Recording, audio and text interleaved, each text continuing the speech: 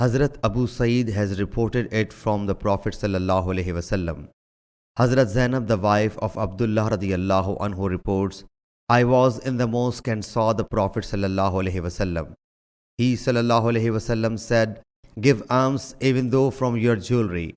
And Hazrat Zainab used to spend on her husband Hazrat Abdullah bin Masud radiyallahu anhu as well as the orphans who were under her protection.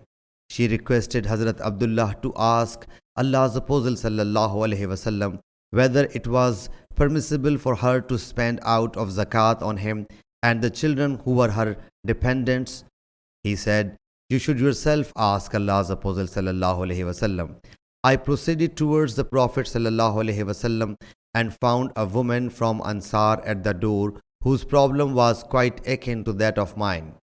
So Hazrat Bilal radiyallahu anhu passed by us. We thereupon said, ask the Prophet sallallahu alaihi wasallam whether it is lawful for me to expend on my husband and the children who are under my custody. And we asked him to tell him sallallahu alaihi wasallam about us. He went inside and asked the Prophet sallallahu alaihi wasallam, who said, who are they? He said, Zainab. He sallallahu alaihi wasallam said, which Zainab is she? He said, the wife of Abdullah bin Masud.